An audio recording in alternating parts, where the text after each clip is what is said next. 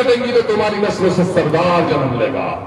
और गर्दन झुकाकर गुलामों की तरफ जीलोगे तो फिर तुम्हारी नस्लों से गुलाम जन्म लेगा। ये बात ये कहने के लिए आई है, हम गुलामी की जिंदगी नहीं चाहते हैं। इस मुल्क में जितना हिस्सा है हम अपना वाजिब हिस्सा चाहते हैं। क्या ये जुर्म है? 2%, 3% को 18, 20 सीट देने के लिए तैयार है गठबंधन के लोग। हम 6 सीट मांगे तो उनके पेट में दर्द है। क्या ये आपकी बेइज्जती नहीं है?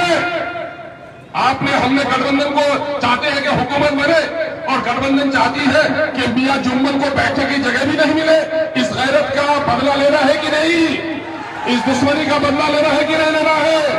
यकीन जानो फिरका परस्तों से भी लड़ेंगे, मौका परस्तों से भी लड़ेंगे और मेरे बगैर हुकूमत न बने इतने लोगों को जिताओ ताकि मेरे पुराने हिसाब किताब तय भी किए जाए। हम इस वक्त जोड़ने के लिए आए हैं। अभी लालू जी के आगे में हम लोगों ने दरखास्त दिया था, मजाक उड़ा रहा था कि इलेक्शन ही नहीं लड़े। कुछ लोग कहते हैं हैदराबाद की पार्टी है, तो मैं कहता हूं फिर कांग्रेस कहां की पार्टी है? और फिर मैं कहता हूं कि लालू जी आप तो जन्म लिए गोपालगंज में, तो फिर गोपालगंज में सियासत की सीमांचल लाने की क्या जरूरत है? अरे इस मुल्क में जो भी इस मुल्क के लोगों की खिदमत की बात करेगा उसका मजहब नहीं, उसकी नीयत के मुताबिक उसका साथ दिया जाएगा। बेनिस्टसुद्दीन अवैसी बिहार हो या बंगाल हो, राजस्थान हो, यूपी हो, अगर मुसलमानों पर, अगर वक्त के मसाइल पर मस्जिदों की हिफाजत के लिए बोलता है, हिंदू और मुसलमानों के इत्तेहाद के लिए बोलता है, यकीन जानो उसका साथ देना हमारे लिए लाजिम है। मैं एक बात कह के चला जाऊंगा, बच्चा मामू खालू फूफा अमीर हो उसके मरने से यतीम नहीं होता। बच्चा जब बाप पर जाए तो यतीम हो जाता है। बाप के मरने से जिस तरह बच्चा यतीम होता है, जिस कौम का कोई लीडर नहीं वो कौम भी यतीम होती है। यतीम रहना चाहते हो या अपनी क़यादत को जन्म देना चाहते हो? अपने क़यादत को जन्म देना चाहते हो तो बोलो सबने दिया है हमको चोट। ये आवाज दुश्मनों के कानों तक जाएगी? जिसने ताला लगाया, जिसने मस्जिद तोड़ी, जिसने बिहार शरीफ में हमारे मदरसे को जलाने पर भी जिसके मुंह में आवाज नहीं आई, सबके लिए है। सबने दिया है हमको चोट, सबने दिया है हमको चोट, सबके दिल में है खोट, सबके दिल में है खोट।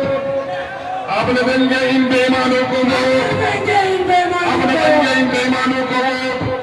अब अपनी पार्टी अपना वोट, अपनी पार्टी अपना वोट।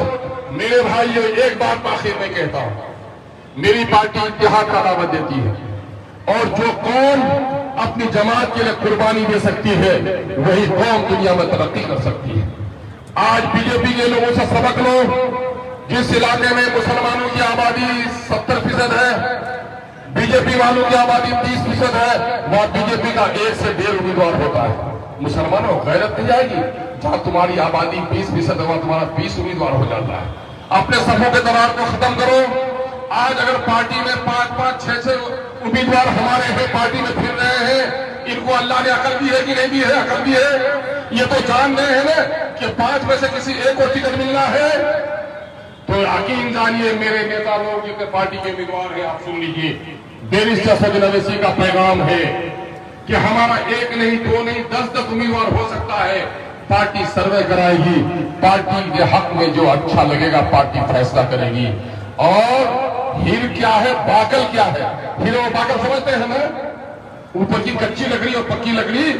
तो जो एमआईएम का खास होगा, एमआईएम के टिकट पर लड़ेगा नहीं, बल्कि जिसको टिकट दिया जाएगा उसका साथ देगा। और जो नकली उम्मीदवार है वो कहेगा कि इमाम हमको नहीं बनाया तो हम नमाज भी नहीं पढ़ेंगे। ऐसे लोगों की मस्जिद में जरूरत भी नहीं है। इसलिए कान खोलकर सुन लीजिए, 5-7 उम्मीदवार हो सकते हैं, टिकट एक को दिया जाएगा और जिसको टिकट नहीं मिलेगा वो पार्टी का अगर शायदाई बन के रहेगा तो कल से जाकर आप काम कीजिए। वरना दिल में ये फतूल है कि नहीं मुझको टिकट नहीं मिलेगा तो हम नहीं है, तो खुदा के रास्ते अपने घरों में आराम कीजिए, पार्टी को परेशान मत कीजिए। मैं अख्तर ईमान ऐलान करता हूं कि बेनिस्टर असदुद्दीन अवैसी कहे कि अख्तर ईमान तुमको अमोर बैसा से खोजा लामन से उम्मीदवार नहीं बनना है। जो उम्मीदवार होगा उसकी जूतियां सीधी करना है। खुदा की कसम इस गरीब मिल्लत की क़यादत के लिए अख्तर ईमान को काम करने के लिए तैयार है। ये जज्बा अगर है तो ये एमआईएम आगे बढ़ेगा। आपने जलसे को बहुत कामयाब किया है। हम एक बार फिर शुक्रिया अदा करते हैं, बाहर के मेहमानों का भी शुक्रिया अदा करते हैं।